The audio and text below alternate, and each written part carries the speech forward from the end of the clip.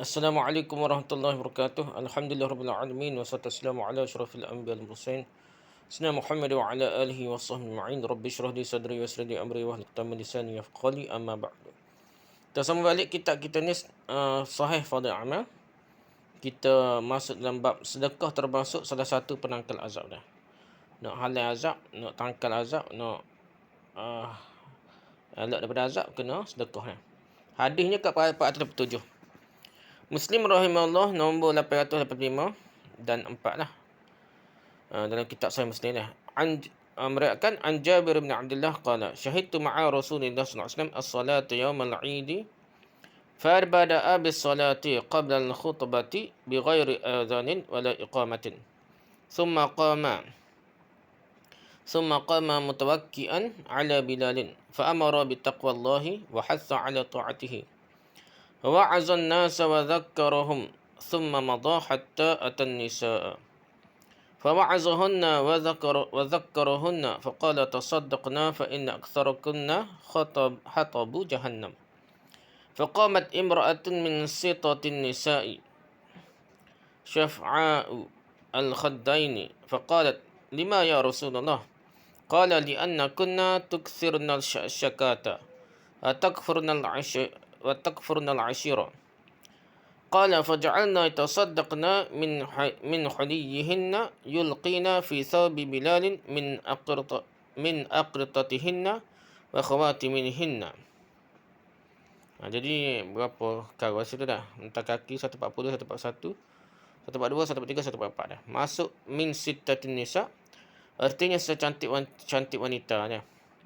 Kerana al-wasatu pertengahan berarti ada dan pilihan dah. Lepas tu Saf'atul Khadaini ada Syafa'ul Khadaini tu artinya kedua pipi yang hitam bercampur kemerahan dah, hitam bercampur merah.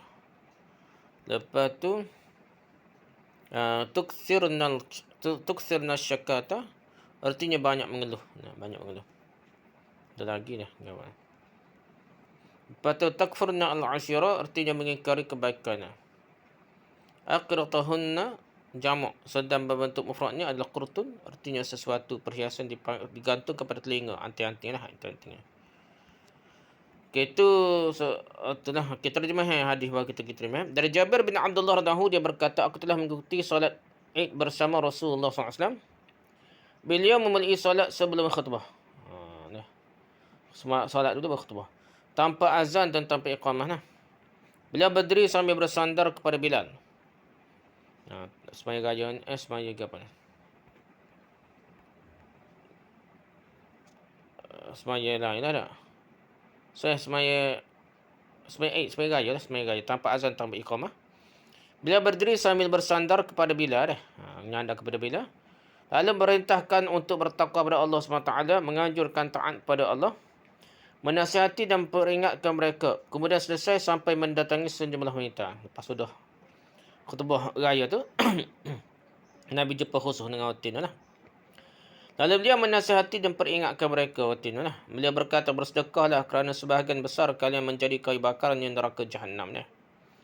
Berdirilah seorang wanita yang merah padam kedua pipinya. Dia adalah wanita yang paling cantik di antara mereka lah. Itu maksudnya lah.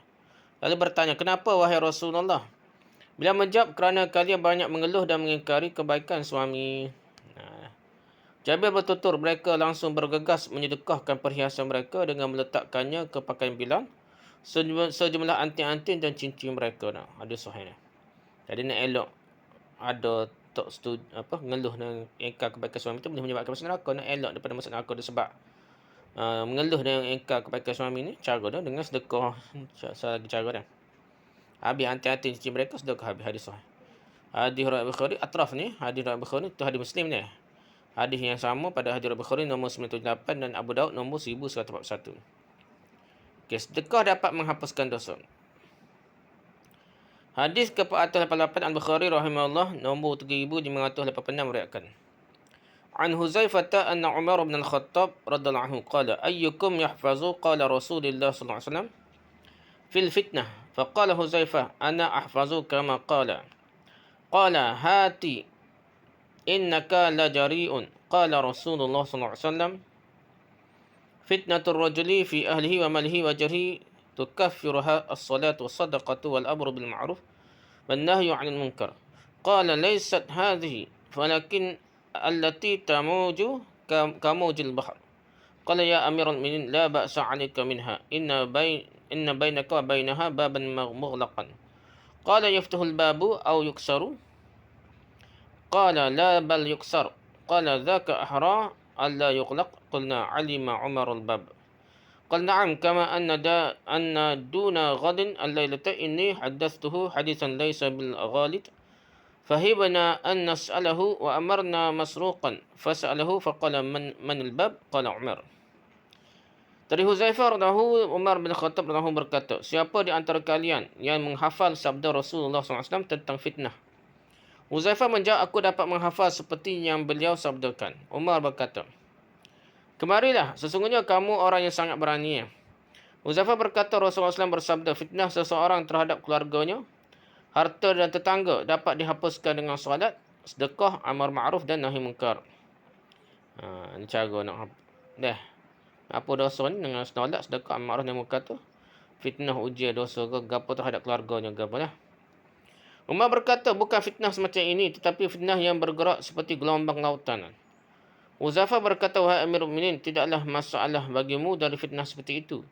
Sesungguhnya di antara engkau dan fitnah itu terdapat pintu tertutup. Yang orang yang mencegah terjadinya lah. Jadi, tak berlakulah zaman Umar lah. Umar bertanya, adakah pintu itu dibuka atau dihancurkan? Huzaifah menjawab, tidak, bahkan dihancurkan. Maksudnya tak tertutup dah hancur dah. Umar menimpanya, kalau begitu pintu itu tidak akan tertutup lagi lah. Kami bertanya, apakah dia Umar mengetahui pintu tersebut? Huzaifah menjawab, tentu. Sebagaimana ia mengetahui bahawa setelah siang adalah malam. Maksudnya itu tahu sungguh lah. Aku menyampaikan sebuah hadis kepadanya tanpa ada kesalahan. Abu Wa'il berkata, maka kami segan untuk menanyakan pada Huzaifah. Dan kami menyuruh Masruq untuk menanyakannya. Lalu Masruq bertanya, siapakah pintu tersebut? Huzaifah menjawab, Umar. Jadi Umar kena bunuh. Lepas Umar bunuh tu, fitnah tu telah bermula dah. Selagi Umar ada, orang takut dah. Lepas tu Uthman apa yang lembut, orang naik kepala lah. Gitulah ceritanya.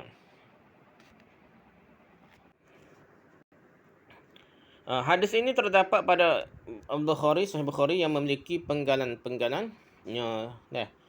Ada lagi lah. Di antaranya hadis nombor 1435 dan pada Sahih Muslim nombor 144. Dalam pembahasan kitab fitnah, bab fitnah yang bergelombang, dan At-Tirmizi nombor 2258. Az-Zain bin Al-Munir berkata, fitnah terhadap keluarga itu terjadi dengan kecondongan pada mereka dalam pembahagian dan prioritas keutamaan lah, sampai pada anak-anak mereka juga akibat disepelekan, diremehkan hak-hak yang wajib bagi mereka dah. Gitulah maksudnya fitnah dalam keluarga ni, maksudnya tak adil ke apa dah, ataupun kewajipan hak-hak mereka tak tunai. Fitnah dengan harta itu ada akibat sibuk dengannya hingga lupa ibadah. Fitnah harta tu sibuk dengan harta sehingga lupa ibadah. Atau harta itu menahan mencegahnya dari mengeluarkan hak Allah SWT lah, saya ke harta lah. Sedangkan fitnah dengan tetangga terjadi kerana iri dengki, saling bangga diri dah, dan bersaing untuk menuntut hak dan mengabaikan perjanjian. Itu lebih kurang lah. Rujuk Fathul Bari jilid 6 ke 1. Keutamaan lain dalam bersedekah. Hadis ke 489 Al-Bukhari rahimahullah nombor 1442 meriwayatkan, An Abdullah qala an-nabiy sallallahu alaihi wasallam ayyukum malu warithihi ahabbu ilaihi min malihi. Qalu ya Rasulullah ma minna ahadun illa maluhu ahabbu ilaihi. Qala fa inna malahu ma qaddama wa malu warithihi ma akhara. Dari Abdullah bin Mas'ud radhiyallahu, dia berkata, Nabi SAW bersabda, siapakah di antara kalian yang harta pewarisnya lebih dicintai daripada hartanya sendiri? Para sahabat menjawab, wahai Rasulullah, tidak ada satu orang pun di antara kami melainkan hartanya sendirilah lebih disukainya. Beliau berkata, sungguhnya hartanya yang sebenarnya, hak diri sendiri adalah apa yang disedekahkannya, dan harta pewarisnya adalah apa yang tinggalkannya. Jadi harta anak beranak dia, warisnya, harta yang tinggal, harta yang tidak sedekah. Tapi kalau harta yang sedekah tu, dia harta ke akhirat dah. Hadis sahih ni, hadis riwayat Bukhari. Okey, atrah tempat hadis-hadis lain yang sama, iaitu Hadrat Nasa'i jilid 6 muka 237, Ahmad jilid 1 muka 332. Dan Abu Nu'aim dalam Hilyatul Awliya jilid 4 muka 118 hingga 109. Al-Hafiz Ibn Hajar Al-Asqalani dalam Fathul Bari jilid 11 muka 205 berkata, hadis ini tak bertentangan dengan hadis Nabi SAW kepada Sa'ad. Sesungguhnya bila kamu meninggalkan ahli warismu dalam keadaan kaya itu lebih baik daripada kamu meninggalkan mereka dalam keadaan miskin. Maksudnya bukanlah suruh, tidak bertentangan dah. Kerana hadis Sa'ad boleh jadi ditujukan pada orang yang menyedekahkan seluruh harta atau sebahagian besar hartanya saat sakitnya. Dan hadis Ibn Mas'ud berkenaan dengan hak orang yang bersedekah ketika sihat dan bakhilnya. Jadi hak si Sa'ad tu tegur, Nabi tegur tu supaya dia jangan tinggal keluarga miskin. Dah, siapa kalau dia masuk nak sedekah habis, tak tinggalkan anak beranak dia, anak bini dia, bukan dia dah. Tapi kalau hadis ni, Ibn Mas'ud ni, sedekah masa sihat ataupun bukan dengan dekat nak mati ni, tidak itulah tidak menghalang hak waris dia lah dah. Gitu lah. Okey, keutamaan infak ada, keutamaan bersedekah belanja dalam Allah SWT dah. Bukan infak dia duk bayar orang sama fitnah dah. Ustaz hak guru kita suka fitnah orang, patut kita bayar bukan waktu dah. Infak je dah baik dah, miskin amal dia susah dah. Allah SWT berfirman, fa amma man a'ta wattaqa wa sadaqa bil husna fasanuyassiruhu lil yusra wa amma man bakhila wastaghna wa kadzdzaba bil husna fasanuyassiruhu lil usra. Adapun orang yang memberikan hartanya di jalan Allah dan bertakwa dan membenarkan adanya pahala yang terbaik, yakni syurga, maka kami kelak akan menyiapkan baginya jalan yang mudah. Dan adapun orang yang bakhil dan merasa dirinya cukup serta mendustakan pahala yang terbaik, maka kelak kami akan menyiapkan baginya jalan yang suka. Surah Al-Lain ayat 5 hingga 10. Jadi orang yang beri harta jalan Allah, bertakwa, pahala syurga lah. Jalan mudah nak masuk syurga tu mudah lah. Adapun orang bakhil, cukup, dusta pahalanya tak sebab sedekah lah. Maka Allah sediakan baginya jalan suka masuk neraka lah. كالذين ينفقون أموالهم بالليل والنهار سرا وعلانية فلهم أجرهم عند ربهم ولا خوف عليهم ولا هم يحزنون. Orang-orang yang menafkahkan hartanya di waktu malam atau di siang hari secara tersembunyi ataupun dengan secara terang-terangan, maka mereka mendapatkan pahala di sisi Rabbnya, Tuhannya. Tidak ada kekhawatiran terhadap mereka dan tidak pula mereka bersedih hati. Surah Al-Baqarah ayat 274. Jadi sedekah dia akan tolong dia terutama di akhirat nanti dah. Membela dia supaya mudahnya masuk syurga. Alladzina yuqimuna as-salata wa mimma razaqnahum yunfiqun ulaika humul mu'minuna haqqan lahum darajatun 'inda rabbihim wa maghfiratun wa rizqun karim. Iaitu orang yang mendirikan solat dan orang yang menafkahkan sebahagian rezeki yang kami berikan kepada mereka. Itulah orang-orang yang beriman dengan sebenar-benarnya. Semaya dulu syarat dia, lepas tu nafkah, sedekah ke apa dah. Itu orang benar beriman sebenarnya. Kalau semaya saja kedekut angin tak beriman sebenar dah. Ni kena ada solat dan sedekah ni. Mereka akan memperolehi beberapa darjat ketinggian sisi Rabbnya dan keampunan serta rezeki nikmatnya mulia. Surah An-Nufal ayat 3 hingga 4. Walladzina sabaru ibtigha'a wajhi rabbihim wa aqamus salata wa anfaqu mimma razaqnahum sirran wa 'alaniyatan wa yadra'una bil hasanatis sayyi'ah ulaika lahum 'uqbad dar. Dan orang-orang yang sabar kerana mencari keredaan Rabbnya, mendirikan solat dan menafkahkan sebahagian rezeki yang kami berikan kepada mereka. Orang sabar, cari redha Allah, semaya rajin, mendirikan semaya, nafkah rezeki, tak kira secara sembunyi atau terang-terangan serta menolak kejahatan dan kebaikan. Orang-orang itulah yang mendapat tempat kesudahan yang baik. Surah Ra'd ayat 22. آمنوا بالله ورسوله وأنفقوا مما جعلكم مستخلفين فيه فالذين آمنوا منكم وأنفقوا لهم أجر كبير. Berimanlah kamu kepada Allah dan kepada Rasulnya dan nafkahlah sebahagian dari hartamu yang Allah telah menjadikan kamu menguasainya. Maka orang-orang yang beriman di antara kamu dan menafkahkan sebahagian dari hartanya memperolehi pahala yang besar. Hadis ayat ke-7. وَمَا أَنْفَقْتُم مِّن شَيْءٍ فَهُوَ يُخْلِفُهُ وَهُوَ خَيْرُ الرَّازِقِينَ. Dan barang apa saja yang kamu nafkahkan, maka Allah akan menggantikannya. فَهُوَ يُخْلِفُهُ. Dan dialah pemberi rezeki yang sebaiknya. وَهُوَ خَيْرُ الرَّازِقِينَ. Surah Sabat 39. Jadi kita sedekah, Allah akan bagi. Bahkan orang Cina pun percaya dah. Itu dia Islam pun percaya kalau sedekah ataupun tolong orang, Allah akan ganti lah. Itu kepercayaan dia lah. Orang Cina ni best nak suruh misnahnya jaya, suka juga sedekah tolong orang lah. Mengenai bab ini masih banyak lagi ayat lainnya lagi lah. Hadis ke-490. Al-Bukhari rahimahullah dalam Sahih Bukhari nombor 1442 meriwayatkan An Abi Hurairah radhiyallahu anhu anna Nabiy sallallahu alaihi wasallam qala Ma min yawmin yusbihul ibadu fihi illa malakani yanzilani fayaqulu ahaduhuma Allahumma a'ti munfiqan khalafan wa yaqulu al-akhar Allahumma a'ti mumsikan talafan. Dari Abu Hurairah Nabi sallallahu alaihi wasallam bersabda, tidak ada satu hari para hamba berada padanya melainkan ada dua malaikat yang turun. Salah satunya berdoa, ya Allah, berilah orang yang berinfak ganti dari apa yang diinfakkannya dah. Allahumma a'ti munfiqan khalafana. Jadi beri ganti pada orang yang bergaji bersedekah ni dah. Yang lainnya berdoa, ya Allah, berilah kebinasaan bagi orang yang menahan, tidak mahu berinfak, tak mahu sedekah gapalah. Allahumma a'ti mumsikan talafan. Jadi musikan pegang ataupun binasa orang yang talafan, orang yang menahan dah. Menahan tak sedekut. Jadi Allah sekat rezeki dia dah. Hadis sahih. Tu hadis riwayat Bukhari dah. Atraf tempat lain hadis ni ada pada hadis riwayat Muslim nombor 1010. Abu Hubab adalah Sa'ad bin Yasar. Hadis ini memiliki syahid sokongan daripada para sahabat berupa hadis yang panjang terdapat pada Ahmad jilid 5 muka 197, Ibn Hibban nombor 814 dalam Mawarid, Al-Hakim jilid 5 muka 197, serta At-Tirmizi nombor 979 dengan tahqiq penulis dan sanadnya hasan.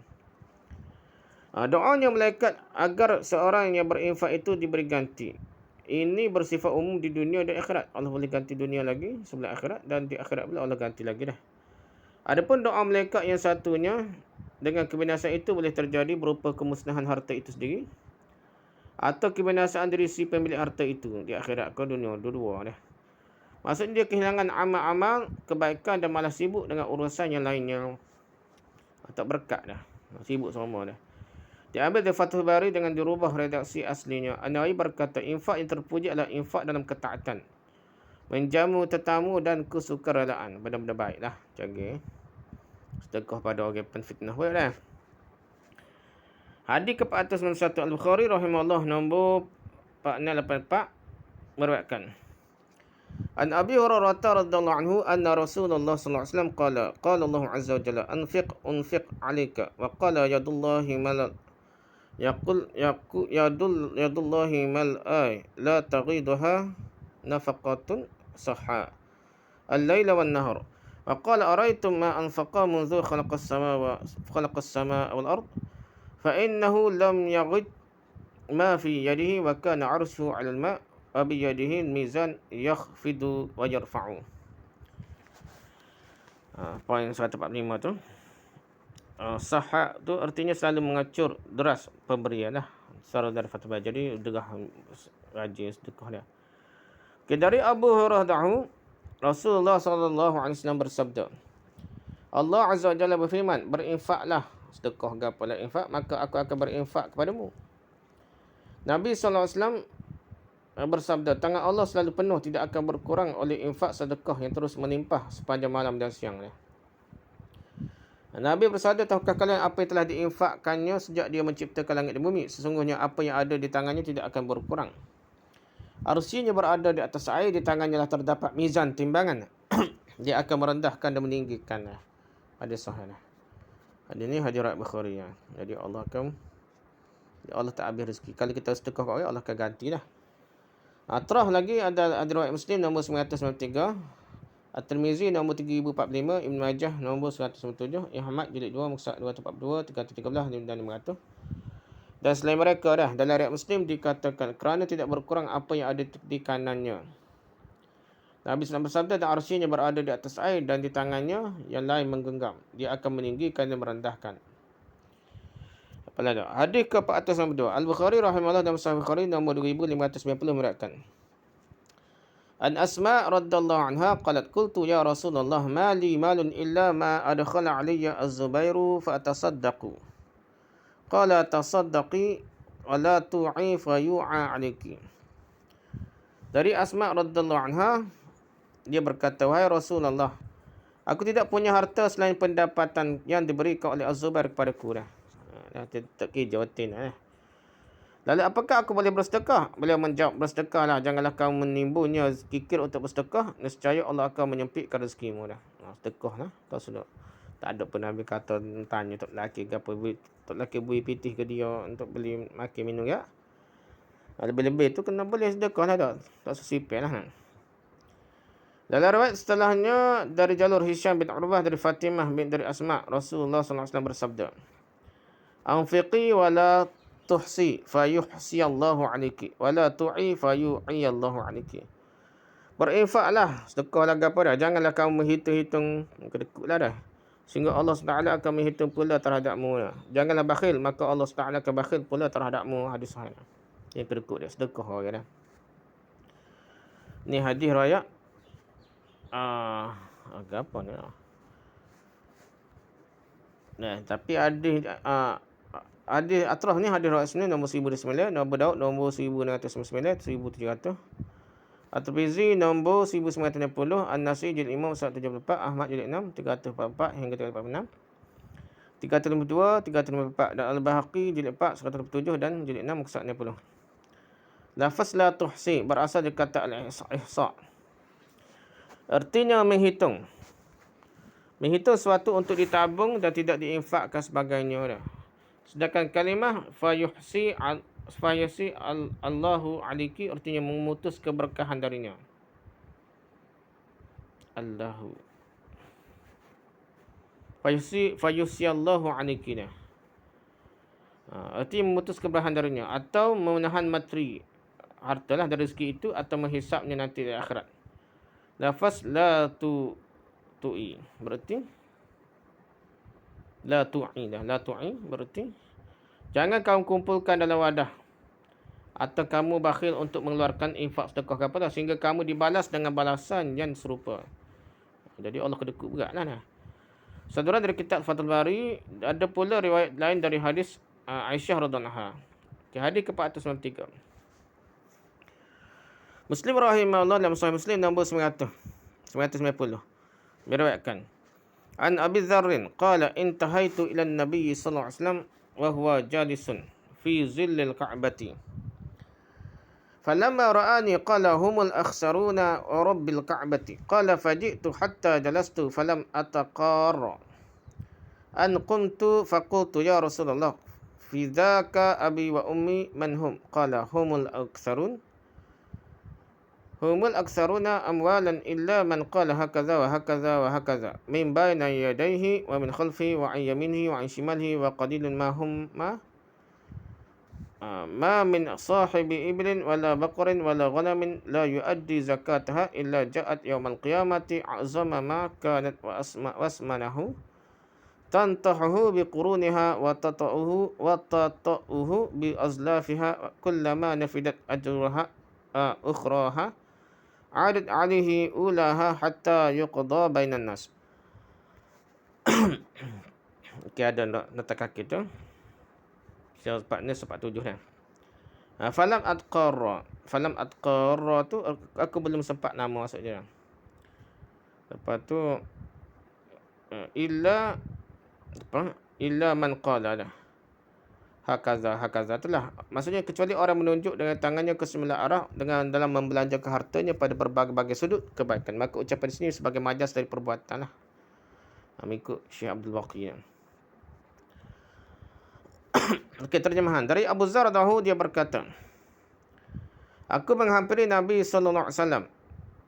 Beliau sedang duduk di dalam naungan Kaabah. Ketika beliau melihat aku, beliau bersabda, mereka itulah orang-orang yang paling rugi demi Rabb Kaabah, Tuhan Kaabah lah.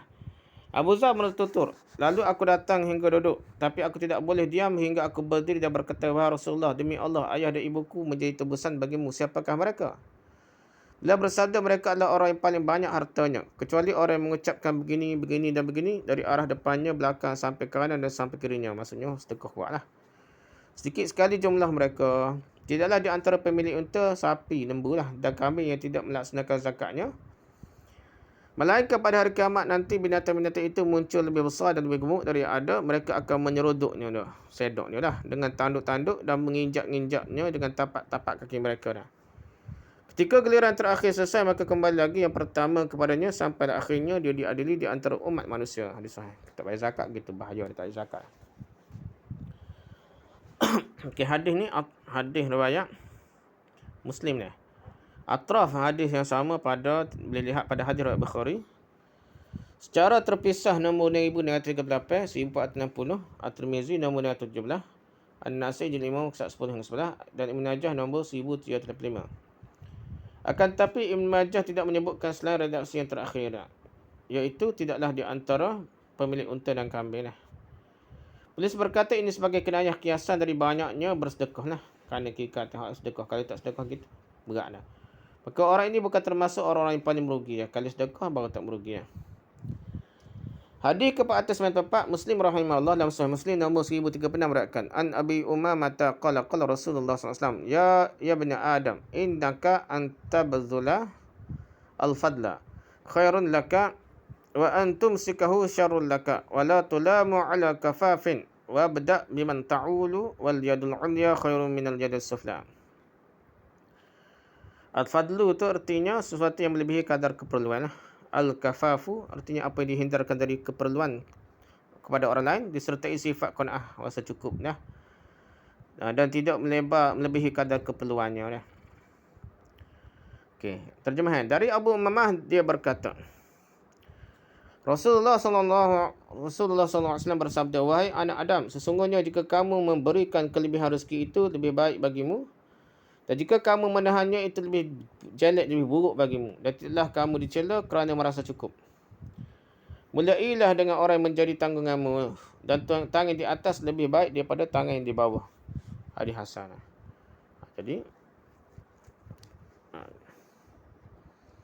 Jadi kena sedekah lah. Kelebihan rezeki itu jangan tahan. Dan mulai kita merasa qanaah cukup lah. Mulai kita kena sedekah mulai dengan orang mendagi tanggungan kita lah, dan tangan di atas lebih baik daripada tangan di bawah lah. Hadis hasan. Atrah ni ada riwayat Tirmizi nombor 2343 dan Ahmad jilid 5 mushaf 262.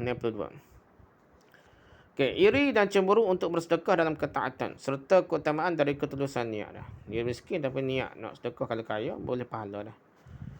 Hadis ke-495 Al-Bukhari rahimahullah dalam Sahih Bukhari nombor 73 meriwayatkan An Abdullah bin Mas'ud qala an-nabiy sallallahu alaihi wasallam la hasada illa fi isdataini. Rajulun atahu Allahu malan fasullita. Wa fi riwayatin fasallatahu ala halakatihi fil haqq. Wa rajulun atahu Allahu al-hikmata fa huwa yaqdi biha wa yu'allimuha. Dari Abdullah bin Mas'ud radhiyallahu anhu dia berkata Nabi SAW bersabda, tidak boleh sikap cemburu selain pada dua orang. Kita boleh cemburu deki lah, jadi hati. Seseorang diberikan harta oleh Allah lalu dihabiskannya lah, disedekah kuat. Dalam riwayat lain lalu dia menghabiskannya dalam kebenaran ketaatan. Dan seorang yang diberi hikmah mutiara ilmu oleh Allah SWT lalu dia mengamalkannya dan mengajarkannya. Dua ni yang boleh deki.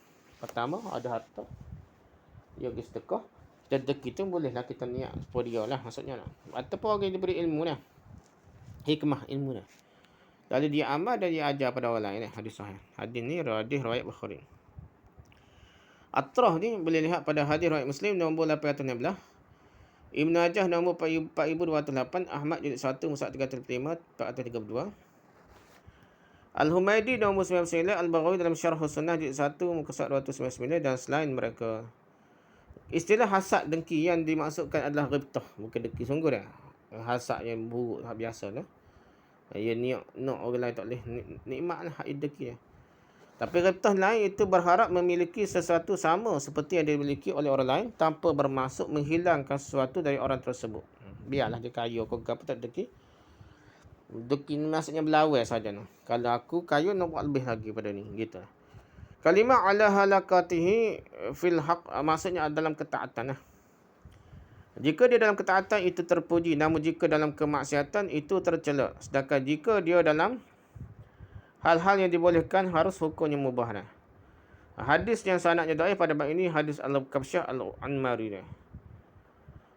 Hadis ke-496 At-Tirmizi rahimahullah nombor 2305 meriwayatkan an Abi Kabsyah al-Annamari Al-Annamari annahu sami'a Rasulullah sallallahu alaihi wasallam yaqulu salasatun uqsimu alaihinna wa uhaddithukum hadisan fahfazuhu.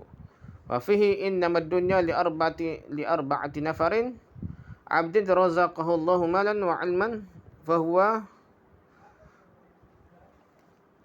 fahuwa yattaqi fihi rabbahu wa yasilu fihi rahimahu wa ya'lamu lillahi fihi haqqan fahadha bi afdalil manazil. Wa 'abdin razaqahu Allahu ilman wa lam yarzuqhu malan fahuwa sadiqud niyah wa yaqulu law anna li malan la 'amiltu bi 'amalin fulan fahuwa bi niyyatin fa ajruhuma sawa. Dari Abu Kabsyah Al-Anmari, dia mendengar Rasulullah SAW bersabda, 3 perkara yang aku bersumpah atasnya dan akan kusampaikan kepada kalian sebagai hadis. Maka hafalkanlah redaksinya, lafaznya. Dunia ini hanya untuk 4 kriteria manusia. Ada jenis 4 manusia dalam dunia ni. Seorang hamba yang dikurniai oleh Allah SWT harta dan ilmu. Lalu dia bertakwa pada Rabbnya, menyambung silaturahim dan mengetahui hak Allah padanya. Sedekah ke apalah. Maka ini adalah orang yang paling baik kedudukannya. Yang kedua dia, seorang hamba diberi ilmu oleh Allah tapi tidak dikurniai harta. Lalu dia dengan ketulusan niat, dia berkata, seandainya aku mempunyai harta, macam kaya itulah, nescaya aku beramal dengan amalan si fulan, maka dia dengan niatnya itu, pahala kedua-duanya sama. Dia sanadnya dhaif lah, tapi dah. Jadi kira sama pahala dengan orang dia miskin tapi ada ilmu, niat ikhlas. Kalau kaya macam dia akan sedekah orang ni miskin ni, jadi dia akan boleh pahala walaupun dia tak sedekah dah.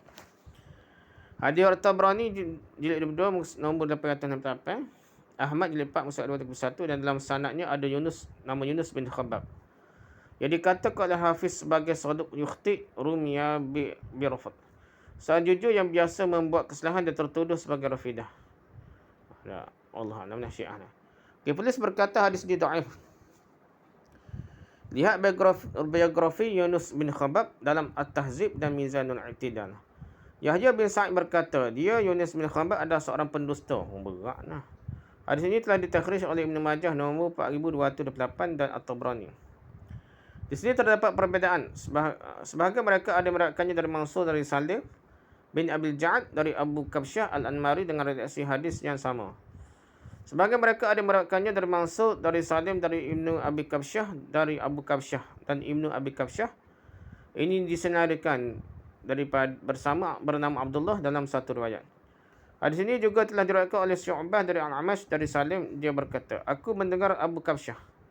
Lihat Tuhfatul Ashraf jilid 9 muka 24. Dalam An-Nikatul Az-Ziraf, Abu Al-Hafiz Ibn Hajar Asqalani berkata, saya katakan hadis yang mahfuz terpelihara adalah dari Syu'bah. Iaitu hadis yang diriwayatkan oleh Ghandar dan Abu Zaid Al-Harawi darinya, yakni Syu'bah dari Al-Amash.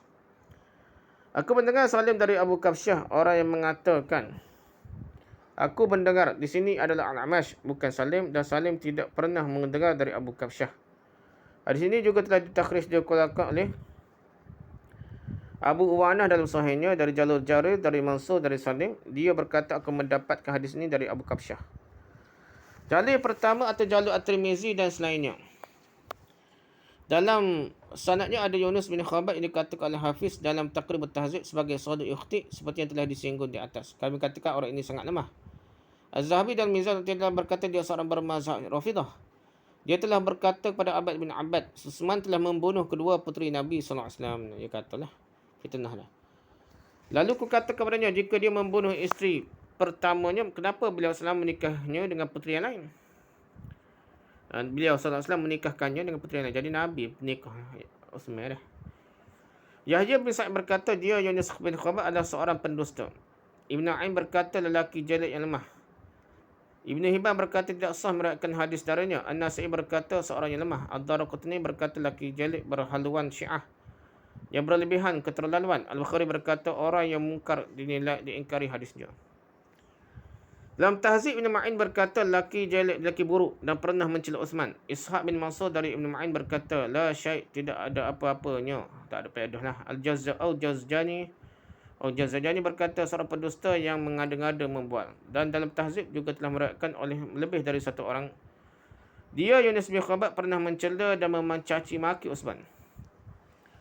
Kerana itu Al-Hakim Abu Ahmad telah meninggalkannya. Juga Yahya bin Abdul Rahman dan keduanya telah berbuat yang terbaik dalam hal itu. Kerana dia Yunus bin Khabbab pernah mencela Utsman dan barang siapa yang mencaci maki salah seorang sahabat, maka dia pantas untuk tidak diriwayatkan hadis darinya. Al-Uqali berkata dia sangat mengkultuskan aliran Rafidah. Ringkasnya, seseorang yang keadaannya seperti ini maka tidak sah meriwayatkan hadis darinya dan tidak ada kemurahan lagi. Adapun jalur yang kedua iaitu jalur Ibn Majah nombor 4208, Ahmad jilid 4 230 231 dan At-Tabrani jilid 22 343 hingga 345. Hadis yang mahfuz Hadis yang mahfuz terpelihara salah satunya adalah hadis yang telah disebutkan oleh Al-Hafiz seperti yang disampaikan sebelumnya. Hadis tersebut terdapat pada Ahmad jilid 4 230 dari jalur Muhammad bin Ja'far dari Syu'bah dari Sulaiman Al-A'mash dari Salim bin Abu Al-Ja'd, dan ku dengar dia menyampaikan dari Abu Kabsyah Al-Anmari dari Ghatfan dari Nabi SAW. Maka orang yang tegas menyatakan tahdis adalah Al-A'mash dan bukan Salim bin Abu Al-Ja'd, kerana Salim tidak pernah mendengar dari Abu Kabsyah. Seperti yang telah disebutkan sebelumnya oleh Al-Hafiz dalam An-Nuqad, dan ini menyebutkan jalur yang di situ adalah seorang perawi yang mubaham antara Salim dan Abu Kabsyah. Akan tapi saya telah menemukan jalur lainnya lagi pada At-Tabrani jilid 22 nombor 870. Dia berkata telah menyampaikan kepada kami Muhammad bin Ali bin Hubayb At-Tarafi Ar-Raqi dari Ali bin Maimun Ar-Raqi dari Abu Khalid Atbah bin Hamad dari Sa'id dari Abu Kinanah dari Abu Kabsyah dengan redaksi hadis yang sama. Penulis berkata kalau sahih jalur ini, dan sepertinya Sa'id bin Farus telah memursalkannya, sedangkan dia orang yang sering memursalkan hadis dari sahabat. Sedangkan Abu Kinanah, saya tidak mendapati orang yang membiografikan jati dirinya. Dalam tabaqat tahapnya ada orang bernama sama dengannya dalam jarah wa ta'dil, akan tapi di situ dia tidak menyebutkan jarah, tak sebutlah, dan juga ta'dil pun tak ada dah, majhul lah. Sementara gurunya At-Tabrani di sini, jadi Muhammad bin Ali bin Hubayb dan Hasyiah At-Tabrani fi Da'a jilid 1 muka 8 tentang rijal hadisnya At-Tabrani berkata, aku tidak tahu biografinya majhul dah. At-Tabrani mendengar darinya secara ilirih. Sedangkan dalam At-Tabrani dalam Al-Awsat Al-Majma' Al-Bahrain jilid 7 nombor 4006 pentahqiq berkata, aku tidak mendapatinya, aku tak tahu belakang dah. Setakat itulah perbahasan dulu. Wallahu a'lam. Subhanakallahumma hamdika subhanaka asyhadu an la ilaha illa anta astaghfiruka wa atubu ilaik. Assalamualaikum warahmatullahi wabarakatuh.